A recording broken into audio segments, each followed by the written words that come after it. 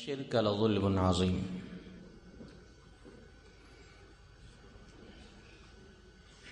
یوں بچوں کے قتل سے کبھی ہوتا نہ بدنام، یوں بچوں کے قتل سے کبھی ہوتا نہ بدنام، افسوس کہ فرعون کو کالج کی نہ سوجی۔ حضرات ذی وقار، آج کی اس خوبصورت اور پر رونق نشست کا عنوان ابھی بچہ ہے رہنے دو ایک دستک ہے ان ذہنوں پہ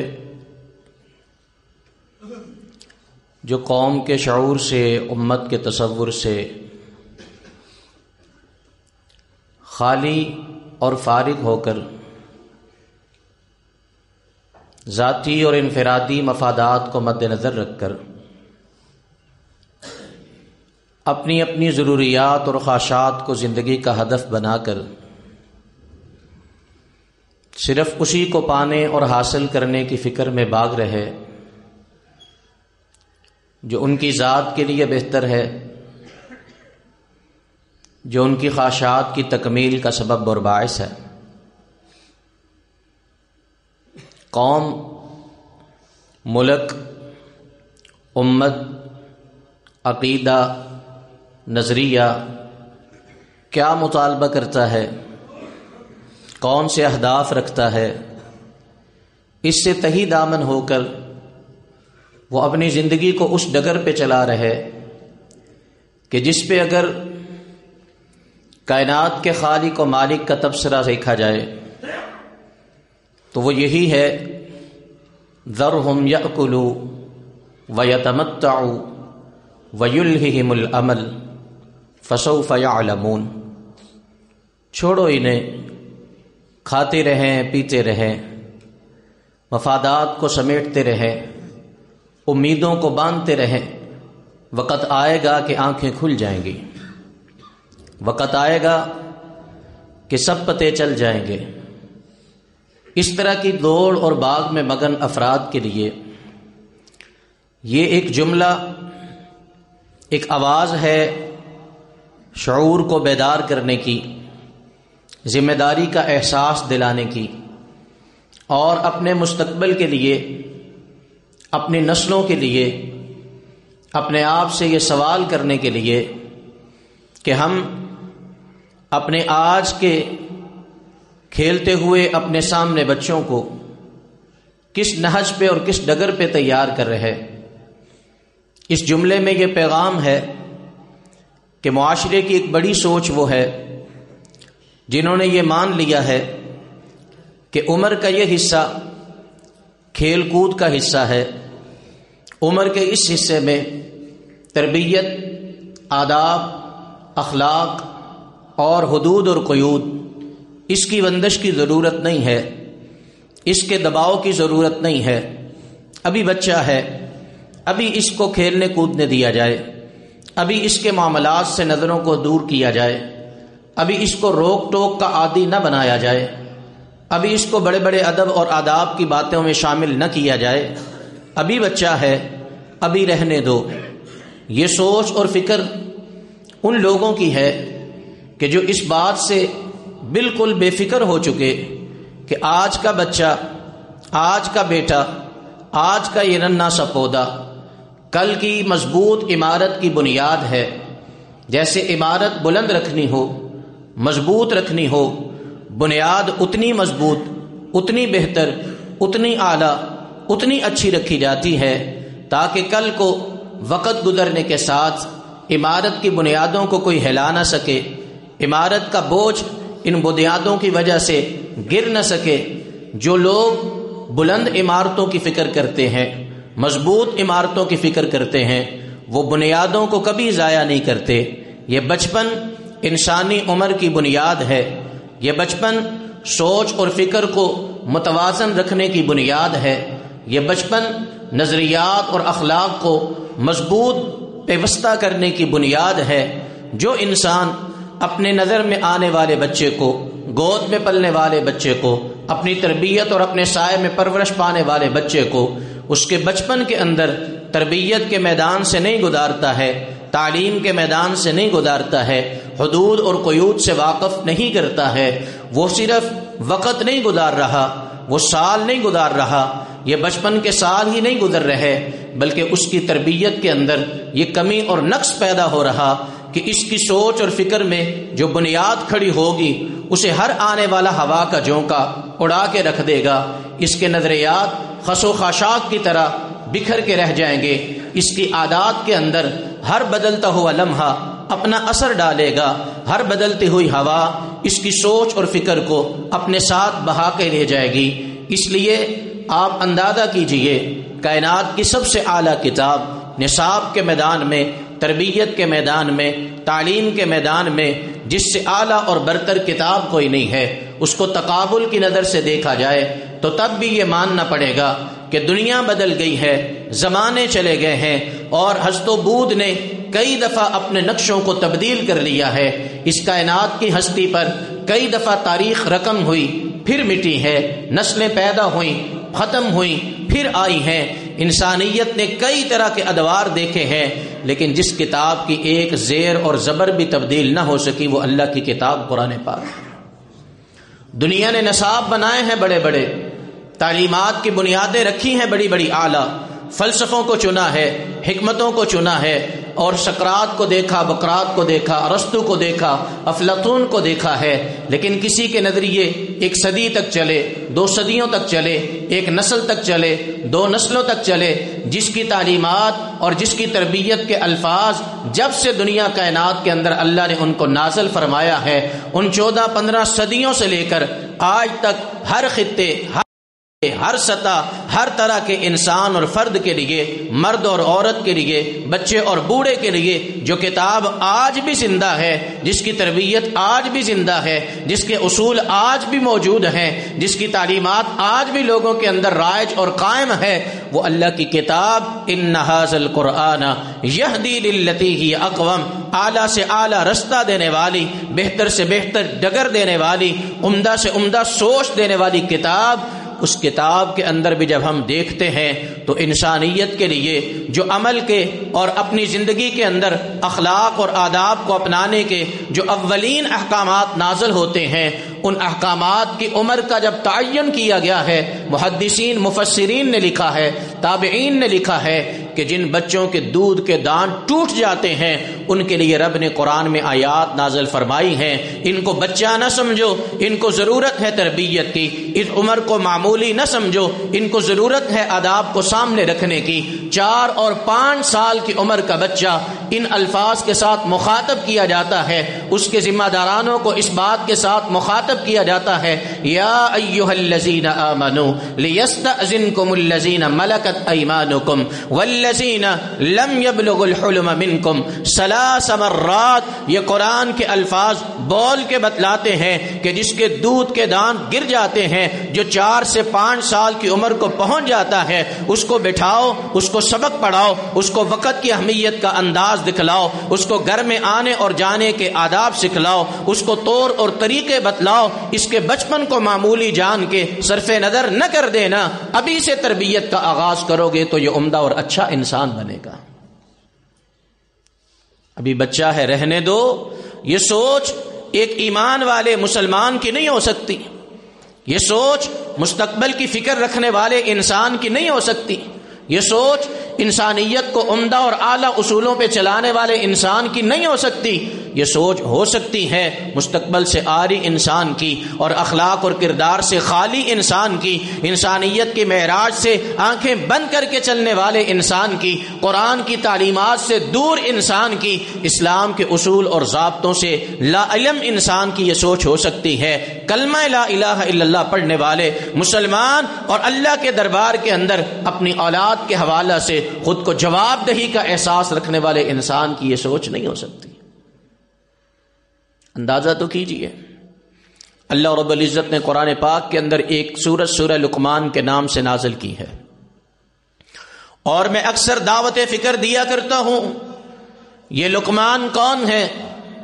کوئی اونچی گدی نہیں ہے، کوئی اونچی مسند نہیں ہے، کوئی اعلیٰ عہدہ نہیں ہے، کوئی بڑی ڈگریاں نہیں ہیں، کوئی بہت بڑا علمی انداز نہیں ہے، کوئی اس طرح کی پیری اور مریدی کا سلسلہ نہیں ہے، کوئی بڑے بزرگ انسان نہیں ہے۔ حکیم لقمان کے نام سے معروف، کالی رنگت کے، موٹے اور بدے ہونٹوں والے، گنگریالے بالوں والے حبشہ کے ایک انسان ہیں، اور غلامی کی زندگی گزارنے والے، کبھی اس قبیلے کے غلام کبھی اس قبیلے کے غلام، لیکن شان اور مقام دیکھیے کہ اللہ رب العزت نے ان کے نام پہ قرآن پاک کے اندر پوری سورہ مبارکہ نازل فرما دی ہے۔ میں اور آپ جب قرآن کی آیات کی تلاوت کرتے اس سورت تک پہنچتے ہیں اور ان کا نام اپنی زبان سے ادا کرتے ہیں، ان کا نام پڑھنے پر اللہ رب العزت ہمیں 50 نیکیاں عطا فرماتے ہیں۔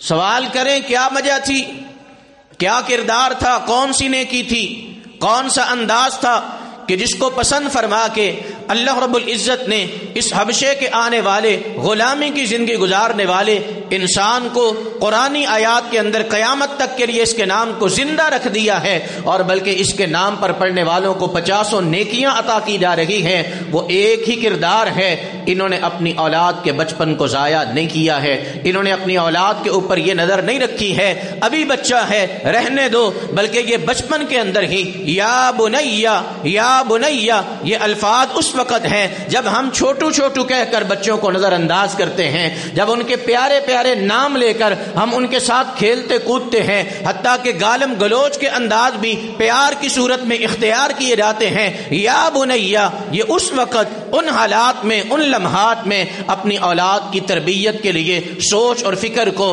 حکمت اور دانش کو، عقل اور فہم کو، تجربے اور مشاہدے کو استعمال کر کے اپنی اولاد کی تربیت کی فکر میں رہتے تھے، بٹھایا کرتے تھے، بتلایا کرتے تھے۔ یا بنی لا تشرک باللہ، یا بنی اقم الصلاۃ وامر بالمعروف، یا بنی انہا ان تک مثقال حبۃ من خردل فتکن فی صخرہ۔ قرآن کی یہ سورت پیغام دیتی ہے، لقمان کا یہ کردار پیغام دیتا ہے، پڑھنے والے، پڑھانے والے، تربیت کرنے والے، والدین اور سرپرستی کرنے والے افراد کو یہ پابند بناتی ہے اس بات کی کہ بچے جب سننے اور سوچنے اور سمجھنے اور پہچان رکھنے کی عمر کو پہنچ جائیں، اسی وقت سے ان کی تربیت کا انداز کرو۔ یہ بچپن کے دن صرف کھیلنے کے دن نہیں ہیں۔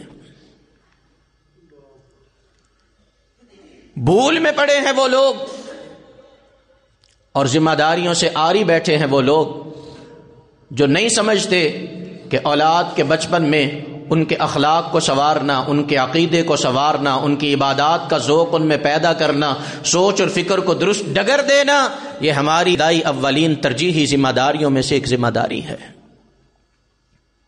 کلکم راع وکلکم مسئول عن رعیتہ کے الفاظ میں پیارے پیغمبر صلی اللہ علیہ وسلم نے ہر بندے کو اس بات کا پابند بنایا ہے، جسے گھر ملا ہے، گھر کی 4 دیواری ملی ہے، اولاد کی نعمت ملی ہے، یہ نہ سمجھو کہ صرف تم سے اسے اپنے دل کی مرادیں پوری کرو گے، اپنی نظروں کو ٹھنڈا کرو گے، اپنے دل کو چین دو گے، بلکہ یہی اولاد ہے جس کے حوالے سے تمہیں کل قیامت کے دن سوال ہوگا اور تمہیں جواب دینا پڑے گا۔ تمہیں ایک ذمہ دار بنا کے یہاں پہ بٹھایا گیا ہے۔ ان کا بچپن اگر ضائع کر دو گے، نہ جوانی ہاتھ میں آئے گی، نہ ان کا بڑھاپا کسی قابل آپ کو نظر آئے گا۔ اس لیے سب سے پہلی خطا یہ ہے، ہماری سب سے پہلی کمزوری یہ ہے، اور ہماری اس رویے کے اندر سب سے پہلی غلطی یہ ہے کہ ہم بچپن کو تربیت کی عمر نہیں سمجھتے ہیں، ہم بچپن کو کھیل کود کی عمر سمجھتے ہیں۔ حضرت یعقوب علیہ الصلاۃ والسلام اپنی اولاد کی جو تربیت فرمایا کرتے تھے، اور جس تربیت پہ چل کے حضرت یوسف علیہ الصلاۃ والسلام نے اپنی زندگی کے اندر ہر طرح کے بدلتے ہوئے حالات کا مقابلہ کیا ہے، ہر مشکل کے اندر امید کو ٹوٹنے نہیں دیا ہے، ہر پریشانی کے اندر اپنے یقین کو متزلزل ہونے نہیں دیا ہے، ہر کردار کے مقابلہ میں اپنی نیکی کو مرنے نہیں دیا ہے، حسد کا مقابلہ نیکی سے کیا ہے، مکر کا مقابلہ نیکی سے کیا ہے، فریب کا مقابلہ نیکی سے کیا ہے، ہر برائی کا بدلہ اچھائی سے دیا ہے، ہر عمل کا کم احسان سے دیا ہے۔ یہ انداز اور کردار ان کو جب سکھایا جا رہا تھا تو وہ بچپن کی عمر تھی. اس قال یوسف لأبیہ یا ابتی انی رأیت 11 کوکبا والشمس والقمر رأیتہم لی ساجدین یا بنی لا تقصص رؤیاک. یہ وہی باتیں ہیں جو 10 سال کی عمر میں، 12 سال کی عمر میں، 13 سال کی عمر میں حضرت یوسف علیہ السلام کے کردار میں ان کے والد کی تربیت نے پیدا کر دی ہے. اور اس عمر کی تربیت کا اثر ہے اسی عمر میں 12-13 سال کی عمر میں انہیں گھر سے دور کر دیا گیا ہے، باپ سے دور کر دیا گیا ہے، کنویں میں پھینک دیا گیا ہے، زلیخا کا فریب آیا ہے، حسن کے لشکارے آئے ہیں، جوانی کی جو ہے نا وہ سارا جوش آیا ہے. حضرت یوسف کو ورگلا نہیں سکا ہے، بہکا نہیں سکا ہے، ہر طرح کی اذیت کے انداز آئے ہیں، ہر طرح کے دھوکے کے انداز آئے ہیں، فریب کے انداز آئے ہیں. لیکن حضرت یوسف علیہ السلام کا نہ ایمان بگڑا ہے، نہ اخلاق بگڑا ہے، نہ کردار بگڑا ہے، نہ یقین کمزور پڑا ہے، نہ امیدیں ٹوٹی ہیں. وہ اپنی نیکی کے ساتھ ہر قدم بقدم آگے بڑھتے بڑھتے اللہ رب العزت کے مخلص اور محبوب بندوں میں شامل ہوئے. ذرا سوچئے گا تو صحیح، انہوں نے سبق پڑھے تھے تو کب پڑھے تھے؟ انہوں نے تربیت لی تھی تو کب لی تھی؟ انہوں نے سیکھا تھا تو کس عمر میں؟ اسی عمر میں جس عمر میں ہم کہتے ہیں چھوڑو جانے دو ابھی بچہ ہے. انہی لمحات میں جب ہم کہتے ہیں خیر ہے ابھی تو کھیلنے کودنے کے دن ہیں. لیکن یہ ہماری کمزوری اور غلطی ہے جس کا وبال ہم آج دیکھ رہے ہیں. ابھی بچہ ہے رہنے دو، اس کا دوسرا بھیانک کردار جو آج ہمیں اپنی نسل میں نظر آتا ہے. جب ہم اپنے بچوں کے لیے تعلیم و تربیت کا سوچتے بھی ہیں تو ہم کس ڈگر پہ چلتے ہیں؟ ہماری تربیت کے اہداف، ہماری تعلیم کے اہداف کیا ہیں؟ ہم آج تک اس بات کو نہیں سمجھ پائے. علم 2 چیزوں کا نام ہے. ایک معلومات کا نام، جتنی بھی معلومات مل سکتی ہیں ان کو احاطہ علم میں لایا جا سکتا ہے، ان پہ غور و فکر کیا جا سکتا ہے. ایک علم کا پہلو معلومات کا اکٹھا ہونا ہے، اور دوسرا جو معلومات اکٹھی ہوں، جو معلومات ملیں، ان کے مطابق تربیت لے کر اپنا کردار ادا کرنا. یہ 2 چیزیں کسی چیز میں شامل ہوں، کسی چیز میں موجود ہوں تو اس کو علم کہا جاتا ہے. معلومات ہوں اور اس کے مطابق عمل نہ ہو، علم نہیں کہلاتا ہے. صرف معلومات رہتی ہیں، خبریں رہتی ہیں، آپ کے پاس آگہی رہتی ہے، جب تک آپ اس کے مطابق عمل کرنا شروع نہیں کر دیتے اتنی دیر تک آپ کو پتہ ہوئی چیزوں کو، سیکھی ہوئی چیزوں کو علم کا درجہ نہیں ملتا ہے. اسلام نے جو طریقہ، قرآن نے جو رستہ، رسول اللہ صلی اللہ علیہ وسلم نے جو ڈگر دی ہے، مسلمانوں کو اپنی نسلوں کی تربیت کا جو انداز دیا ہے، اپنے بچوں کی پرورش کا جو انداز دیا ہے، اس میں آغاز معلومات سے نہیں کیا ہے، الفاظ کے یاد کرنے سے نہیں کیا ہے، زبانوں کے یاد کرنے سے نہیں کیا ہے، اور اس طرح کی گتھیوں اور گہری باتوں کو سوچنے اور غور کرنے اور فکر کرنے کا انداز نہیں دیا ہے. اسلام نے جو انداز دیا ہے وہ سب سے پہلے تربیت کا انداز دیا ہے، افکار کو سمجھنے کا، اخلاق کو سمجھنے کا، باتوں کو یادداشت میں بٹھانے کا، چیزوں کو عادتوں کے اندر شامل کرنے کا، طور اطوار اور طریقوں میں پیدا کرنے کا. 10 سال کی عمر تک، 15 سال کی عمر تک بچہ میتھ کے مسئلے حل نہیں کر سکتا، کوئی اتنا بگاڑ پیدا نہیں ہوگا. 12 سال کی عمر تک اسے انگلش کے کلیے نہیں آتے ہیں، کوئی مسئلہ پیدا نہیں ہوگا. 10-12 سال کی عمر تک اس کو نہیں پتا چلتا ہے یہ سینٹینس کیا چیز ہے، یہ پاسٹ کیا ہے، فیوچر کیا ہے، ان چیزوں کی آگاہی اسے نہیں ملتی ہے، کوئی پتا نہیں چلے گا. لیکن فرق تمہیں نظر آئے گا اگر 10 سال کے بچے کو، 12 سال کے بچے کو تم نہ بتا سکے اللہ کون ہے، رسول کون ہے، نماز کیا ہے، سچائی کیا ہے، جھوٹ کیا ہے، اخلاق کیا ہے، کردار کیا ہے، قیامت کیا ہے، آخرت کیا ہے. اگر یہ نظریات اور عقائد تم 10 سال اور 12 سال کے بچوں کے ذہن میں پکے اور پختہ نہ کر سکے، انہیں وقت کے اوپر اپنے آپ کو کھڑا کرنے کا، مسجد کے اندر لانے کا، رب کے سامنے جھکانے کا، گھروں کے اندر جانے کے آداب سکھانے کا عادی نہ بنا سکے، کھانا کیسے کھانا ہے، کیسے شروع کرنا ہے، کیسے ختم کرنا ہے، بیت الخلاء میں کیسے جانا ہے، کیسے نکلنا ہے، گھر میں کیسے داخل ہونا ہے، کیسے نکلنا ہے، اگر یہ انداز و اطوار تم 10-12 سال کے بچے کے ذہن میں نہ بٹھا سکے، اس کے کردار اخلاق میں پیدا نہ کر سکے، تو باپ پیٹتے ہوئے آئیں گے ماتھا، مائیں روتی ہوئی آئیں گی، سوال لے کے آئیں گی، بچہ سنتا نہیں ہے، تعویذ کر دیا جائے، دم کر دیا جائے، یہ اب ہماری نہیں سنتا ہے، یہ اب ہماری نہیں مانتا ہے، اس کے اوپر پتہ نہیں کیسے اثرات نظر آتے ہیں۔ یہ شکوے اور شکایات ہر ایک فرد کی زبان پہ نظر آئیں گے، لیکن بگاڑ کا اصل سبب کیا ہے؟ جب چیزوں کو عادتوں کے اندر پیدا کرنے کی ضرورت تھی، جب ان کو رویے سکھلانے کی ضرورت تھی، جب ان کی سوچ مضبوط کرنے کی ضرورت تھی، جب ان کی یادداشت کے اندر کچھ باتوں کو بٹھانے کی ضرورت تھی، ہم نے ان سے وہ کام لینا شروع کیا جو کام ایک ذہن کے استعمال کے ساتھ جڑا ہوا تھا، جو 12 سال کے پکے ذہن کو کرنا چاہیے، جو جوانی کے ابتدائی ایام میں پختہ ذہن کے ساتھ کرنا چاہیے۔ جب ذہانت کے کام ذہن کے ساتھ استعمال کیے جائیں گے، نتائج بھی اچھے نکلیں گے۔ ذرا خود سے جواب دیجئے گا، میتھ کے جو کلیے ہیں وہ 2 سال کا بچہ، 4 سال کا بچہ، 6 سال کا بچہ دوسری کلاس میں، تیسری کلاس میں زیادہ آسانی کے ساتھ حل کر سکتا ہے، یا وہی کلیے اکٹھے کر کے 14-15 سال کی عمر کے بچے کو لگائے جائیں تو وہ 4-5 کلاسوں کے میتھ کے کلیے اکٹھے حاصل کر کے پورا اچھے طریقے سے سیکھ کے آگے بڑھ سکتا ہے؟ کیا کر سکتا ہے؟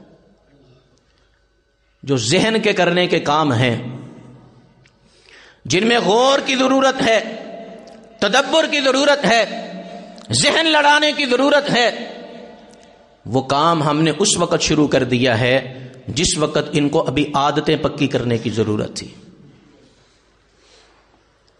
جس عمر میں انہیں صرف باتوں کو دیکھنے، سوچنے، محسوس کرنے کی ضرورت تھی۔ آئیے قرآن کا اسلوب دیکھیے، قرآن نے تربیت کا آغاز کس سے کیا ہے؟ 4 سال 5 سال کی عمر والی آیت کیا طریقہ سکھلاتی ہے؟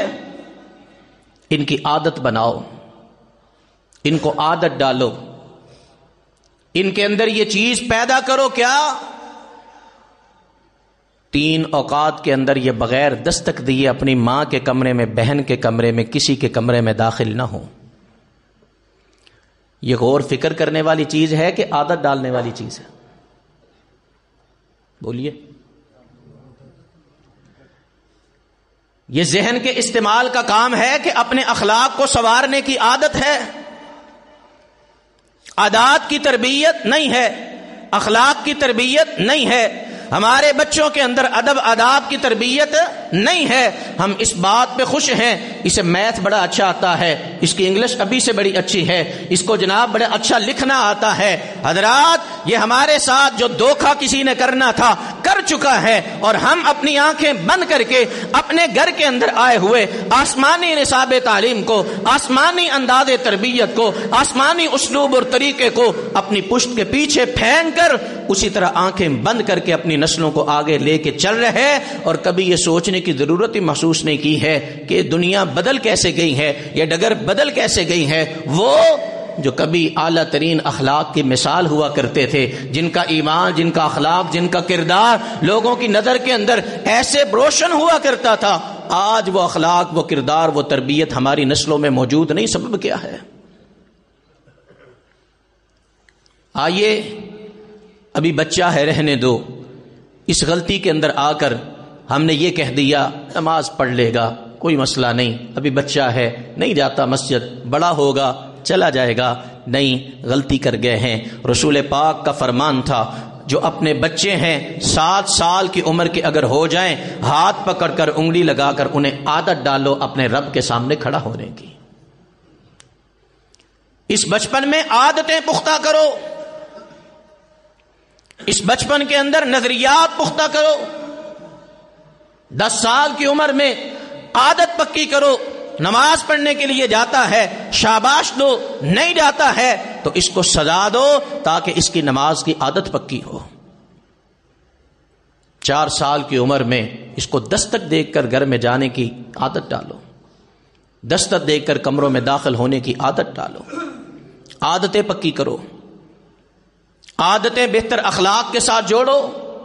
بچہ بیٹھا ہوا تھا، چھوٹا رسول اللہ صلی اللہ علیہ وسلم کے سامنے دسترخوان پہ دائیں ادھر بائیں ادھر چیزوں پہ ہاتھ ڈال رہا، کبھی ادھر سے پکڑ رہا کبھی ادھر سے پکڑ رہا. رسول پاک صلی اللہ علیہ وسلم نے طریقہ اور تربیت کا انداز بچپن سے شروع کیا، عادتیں پکی کی ہیں، عادتوں کے اوپر نظر ڈالی ہے، عادتوں اور رویوں کو درست کرنے کی فکر کی ہے. فرمایا بچے سم اللہ کل بیمینک کل مما یلیک، اللہ کا نام لے کر کھانا کھانے کی عادت ڈال، دائیں ہاتھ سے کھانا کھانے کی عادت ڈال، جو تیرے سامنے ہے اسے کھانا کھانے اور اسی پہ راضی رہنے کی عادت ڈال. کتنے گہرے جملے ہیں، لیکن تربیت کیا ہے؟ عادتوں کی.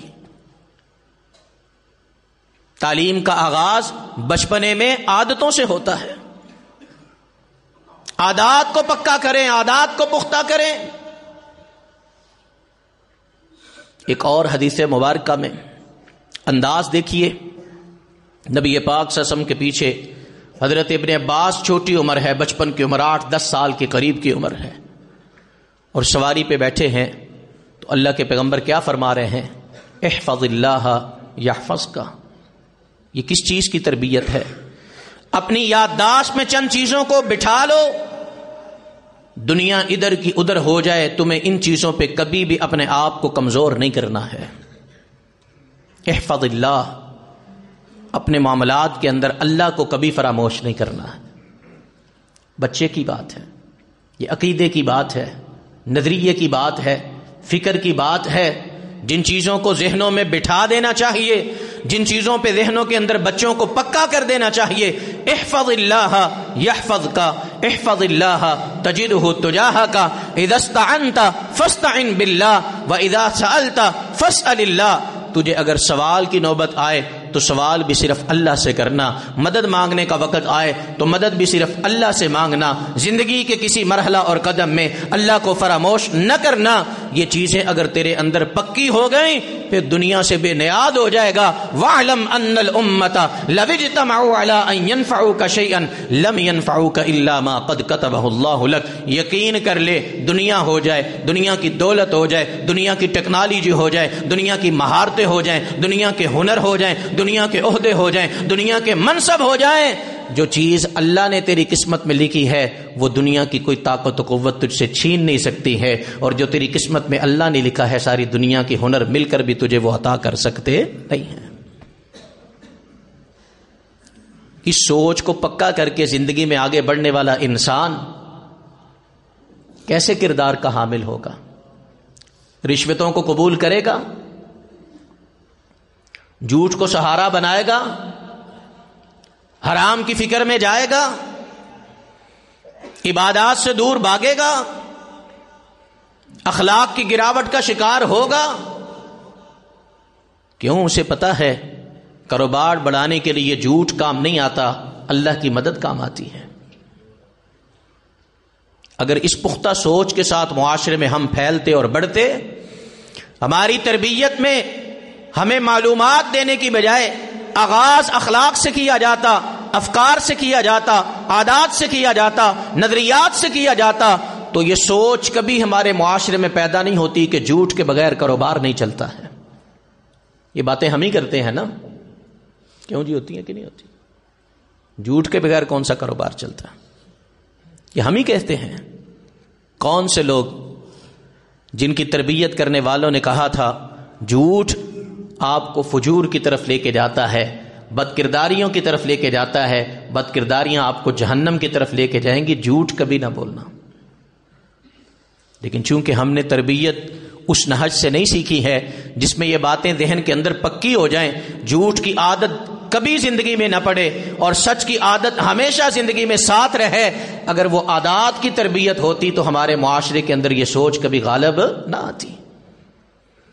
اس لیے فکر کریں اس بات کی کہ آپ بچپن میں اپنے بچوں کی تربیت سے قرآن کو اگر اس لیے دور رکھ رہے، اخلاقیات کی تعلیم کو اگر اس لیے دور رکھ رہے، عبادات کے شوق اور ذوق کو اس لیے اگر دور رکھ رہے، اور اس طرح کے اصول اور ضابطوں اور آداب کی پابندی کو اس لیے دور رکھ رہے کہ ابھی بچہ ہے کل کو سنبھل جائے گا، تو بتلائیے کل کے نہ سیکھے ہوئے آج ہمارے معاشرے میں کتنے سنبھلے ہوئے لوگ آپ کو نظر آتے ہیں. سود کی نفرت کتنے دلوں میں موجود ہے. نماز پڑھنے والے بھی سود کھا رہے ہیں, حج عمرے کرنے والے بھی سودی کاروبار کر رہے ہیں. وجہ کیا ہے؟ کہ تربیت اس نہج پہ, اس انداز میں, اس عمر میں نہیں کی گئی ہے جس عمر میں سوچ پکی اور پختہ ہو جائے. حضرت حکیم لقمان کا کردار بھی یہ دکھایا ہے. جب بچپن میں انہوں نے تربیت کا آغاز کیا تو انہوں نے کیا باتیں ذہن میں شامل کی؟ یا بنی انہا ان تک مثقال حبۃ من خردل فتکن فی صخرۃ او فی السماوات او فی الارض یأتی بها اللہ. سب سے پہلے تو نظریہ یہ بنا لے جو تیری قسمت کا ہے, اس کے لیے تجھے جھوٹ کی ضرورت نہیں ہے, اس کے لیے تجھے حرام کی ضرورت نہیں ہے, اس کے لیے تجھے فریب کی ضرورت نہیں ہے, اس کے لیے تجھے ملاوٹوں کی ضرورت نہیں ہے, اس کے لیے تجھے جھوٹی قسموں کی ضرورت نہیں ہے, اس کے لیے تجھے دھوکہ دہی اور فریب کی ضرورت نہیں ہے, اس کے لیے جھوٹی قسمیں کھانے کی ضرورت نہیں ہے. ان تک مثقال حبۃ من خردل فتکن فی صخرۃ او فی السماوات او فی الارض یأتی بها اللہ. یہ یقین ابھی سے پکا کر لے, تیری قسمت کا ایک دانہ بھی اگر آسمان کی بلندیوں پہ کہیں ہے, اگر چٹان کی مضبوطیوں کے اندر کہیں چھپا ہوا ہے, جو تیرے رب نے تیری قسمت کا لکھا ہے, تیرے حلال اور جائز طریقے سے تیری محنت کے عوض اللہ رب العزت وہ تیرے دام میں ضرور لے کے آئے گا, تیرے گھر تک وہ دانہ ضرور پہنچائے گا. یقین پکا ہو, زبان پہ جھوٹ نہیں آتا. یقین پختہ ہو, حرام کی چاشنی انسان کو اپنی طرف مائل نہیں کرتی ہیں. اس لیے یہاں بھی ہمیں غور کی ضرورت ہے کہ ہم اس میدان کے اندر بھی اپنے بچوں کو قرآن سے دور رکھ کے, دین کی تعلیمات سے دور رکھ کے, اخلاقیات سے دور رکھ کے, یہ سوچ کر اور یہ فکر کر کے ابھی بچہ ہے رہنے دو, ہم وہ کلہاڑیاں اپنے آپ پہ چلا رہے ہیں جس کے نتائج میں آج ہمارے معاشرے کے اندر دین کی محبت اور دین کی اہمیت نظر آتی نہیں ہے. اس لیے آئیں رسول اللہ کے طریقہ کار کی طرف. ہم خاص طور پہ مساجد میں اہتمام کریں. یہ مدارس کس لیے ہیں؟ مساجد کس لیے ہیں؟ اپنے بچوں کے ابتدائی سال اگر ان مساجد اور مدارس کی نظر کریں اور اپنے جن پیسوں کے ساتھ, اپنی جن فیسز کے ساتھ آپ ان اداروں کو مضبوط کر رہے, آپ ان تعلیماتی نصاب کو مضبوط کر رہے کہ جو نہ ہمیں اخلاقیات کا درس دے سکتے ہیں, نہ عقائد اور نظریات سکھا سکتے ہیں, نہ ہماری ثقافت اور کلچر سے ہمیں جوڑ کے رکھ سکتے ہیں, اگر اس کی بجائے ان اداروں کو مضبوط اور آباد کریں, یہاں پہ اپنا پیسہ لگائیں, تو یہاں سے آپ کے بچے نظریات بھی سیکھ کے جائیں گے, افکار بھی سیکھ کے جائیں گے, عقائد بھی سیکھ کے جائیں گے. اور بحمد اللہ تعالی ان اداروں کی مثال آج موجود ہے کہ وہ ٹیکنالوجی کی مہارتیں جن کے لیے یونیورسٹیاں اور جن کے لیے بڑے بڑے ادارے کروڑوں اربوں کا فنڈ لے کر بھی ناکام رہتے ہیں, ان اداروں سے پڑھنے والے بچے اس میدان کے اندر بھی آج اول اور پہلے نمبروں کی ترجیحات لے کے بڑھ رہے ہیں. سوچ کس نے لانی ہے؟ عمل کس نے کرنا ہے؟ آپ دیکھ لیں ان اداروں کے تربیت یافتہ بچے, انہیں کبھی فکر نہیں رہتی ہم نے فلاں ملک میں جانا ہے, ہم نے فلاں کا ویزا لینا ہے, ہم نے فلاں ویزے کے لیے اتنے پیسے اکٹھے کرنے ہیں, ہم نے اتنے پہ گزارا نہیں کرنا. اللہ کے فضل اور کرم کے ساتھ آپ کی ان گنت مساجد ہیں, مساجد کے ان گنت علماء ہیں, حفاظ امام اور خطباء ہیں. رب کعبہ کی قسم ہے ایسے ایسے بھی لوگ ہیں آج کے مزدور طبقہ کی مزدوری ان ائمہ کرام کی خطباء کی تنخواہوں سے زیادہ ہے, لیکن اللہ کے فضل سے آج تک کوئی مولویوں کی سٹرائک کبھی نہیں ہوئی کہ ہماری تنخواہیں بڑھاؤ وگرنہ ہم نے نمازیں نہیں پڑھانی. ڈاکٹروں کے احتجاج دیکھے ہیں, وکیلوں کے احتجاج دیکھے ہیں, ہسپتالوں میں مریض تڑپتے دیکھے ہیں, کبھی جنازے بھی بند پڑے ہوئے دیکھے ہیں کہ جنازے پڑھانے والے آگے نہیں آ رہے ہیں. نکاح کا بائیکاٹ کر دیا ہے, خطبہ جمعہ کا بائیکاٹ کر دیا ہے. کیوں؟ کہ یہاں سے اخلاقیات پہلے سکھائی جاتی ہیں, نظریات پہلے سکھائے جاتے ہیں, عادات کو پہلے ڈیولپ کیا جاتا ہے, معلومات کو بعد میں شامل کیا جاتا ہے. اور یہ بدل ہے ہمارا اللہ کے فضل کے ساتھ. یہ مسند کئی شخصیتوں کو دیکھ چکی ہے اس ڈگر پہ چلنے کے بعد ہم اس معاملے کے اندر اتنے زرخیز علاقے کے مالک ہیں. کبھی نور پوری ہوا کرتے تھے, آج ان جیسی شخصیت نہیں ہے, لیکن مسند تو خالی نہیں ہے. کبھی بٹوی صاحب ہوا کرتے تھے, آج ان جیسی شخصیت نہیں ہے, لیکن مسند خالی نہیں ہے. جو دنیا سے بزرگ جاتا ہے پیچھے اپنے جانشین چھوڑ کے جاتا ہے, کام آگے بڑھانے والے چھوڑ کے جاتا ہے. تعلیمات کا میدان ہو, تدریس کا میدان ہو, تحقیق کا میدان ہو, فتاوی جات کا میدان ہو, آگے آنے والے علوم کے اندر جدید مسائل کے اختراع کا میدان ہو, ہر میدان کے اندر, ہر دور کے اندر آپ کو تیار علماء ملتے ہیں جو ہر طرح کی رہنمائی آپ کی ہمہ وقت کرنے کو موجود ہیں. لیکن آج دنیا پاکستان کے اندر سائنسدانوں کو تلاش کر رہی ہے, سائنسدان مل رہے ہیں. کتنے سائنسدان پیدا کیے ہیں, ایک نام ہی آتا ہے ہمیں آ جا کے, کون سا ڈاکٹر عبد القدیر کا. آگے کیا ہے وجہ اور سبب کیا ہے؟ ملک کی خدمت کا جذبہ بالکل فراموش ہو چکا ہے. قوم کے احساس اور قوم کی ذمہ داری اٹھانے کا جذبہ ان کالجوں اور یونیورسٹیوں کی تعلیمات اور ترجیحات کے اندر موجود نہیں ہے. وجہ اور سبب کیا ہے؟ آغاز جب آپ معلومات سے کریں گے, اخلاقیات کو پیچھے رکھیں گے, عادات کو پیچھے رکھیں گے, آپ اہداف سے عاری ہو جائیں گے, نظریات سے خالی ہو جائیں گے, اور آپ کے پاس اپنی زندگی کے اندر صرف تنخواہ کو اپنا معیار بنانے کے علاوہ, صرف مراعات کو اپنا معیار بنانے کے علاوہ, صرف تنخواہ کی بنیاد پہ کسی جگہ جاب کرنا اور نہ کرنا, کسی جگہ رہنا اور نہ رہنا, یہی چیزیں آپ کی بنیاد رہیں گی. قوم کی تربیت, ملک کی خدمت, عوام کی خدمت, لوگوں کی خدمت کا جذبہ ذہنوں کے اندر باقی نہیں رہے گا. اس پہلوؤں میں بھی جب ہم پیچھے کر دیتے ہیں اخلاقیات کو, نظریات کو, ابھی بچہ ہے رہنے دو کی سوچ پہ چلتے ہیں, وہ ظلم کر کے ہم آج اس کے نتائج دیکھ رہے ہیں. تیسرا پہلو یہ ہے کہ ہم ان کے ساتھ رویوں میں, معاملات کے اندر اپنے آپ کو بڑا سمجھتے ہوئے ان کو چھوٹا سمجھتے ہوئے اکثر ایسے کام کر جاتے ہیں جو ان کی نفس کو, ان کی نفسیات کو مجروح کر دیتے ہیں. وہ قریب ہونے کی بجائے دور ہوتے ہیں, وہ قبول کرنے کی بجائے رد کرتے ہیں. اکثر آتے ہیں لوگ, بچہ چھوٹا ہے, بڑی ضد کرتا ہے, دم ہی کر دیں. اس بچے میں ضد پیدا کیوں ہوتی ہے؟ بچہ ماں باپ سے ضد کیوں کرتا ہے؟ 3 سال کی عمر کا رونے والا بچہ کیوں ضد کرتا ہے؟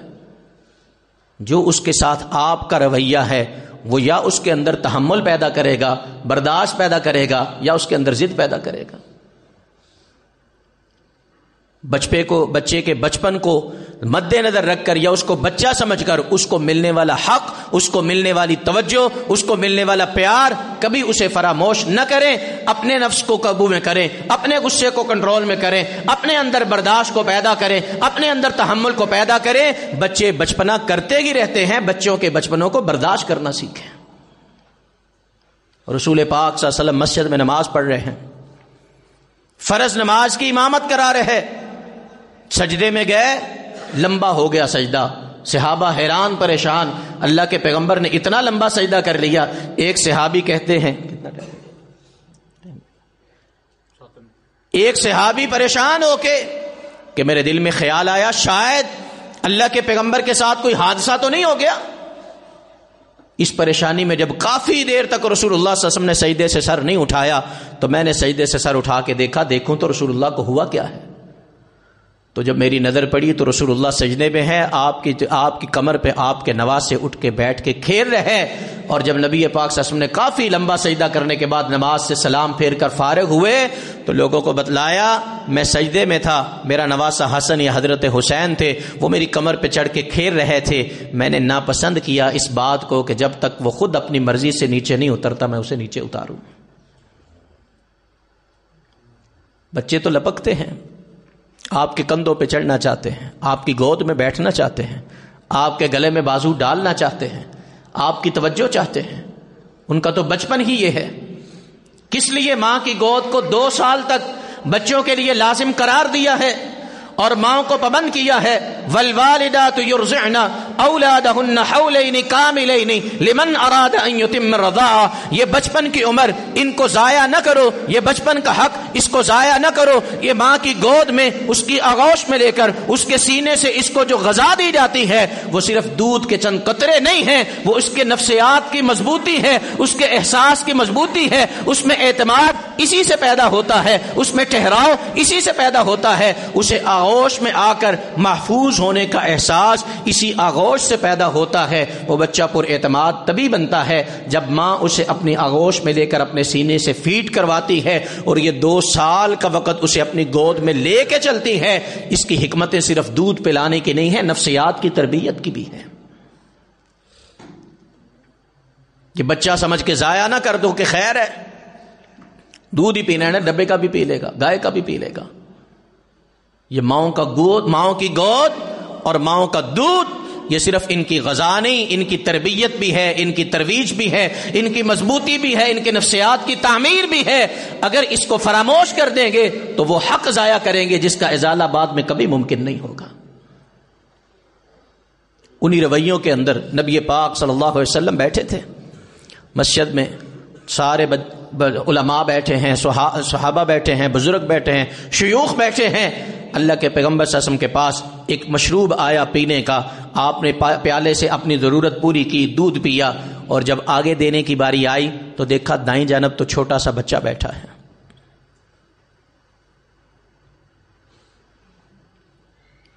ہم کریں تو کیا کریں گے؟ ہمارا رویہ کیا ہوگا؟ ہم پیش کریں گے تو کس کو دیں گے؟ حق دیکھیں گے، ترتیب دیکھیں گے، یا عمر دیکھیں گے؟ ہم عمر دیکھیں گے. رسول اللہ کا انداز کیا ہے؟ آپ اس بچے سے کہتے ہیں، الفاظ سنیے گا، ذرا الفاظ پہ غور کیجئے گا. یہ محمد دو عالم صلی اللہ علیہ وسلم ہے، سید کائنات ہیں، معلم انسانیت ہیں، رہبر کائنات ہیں.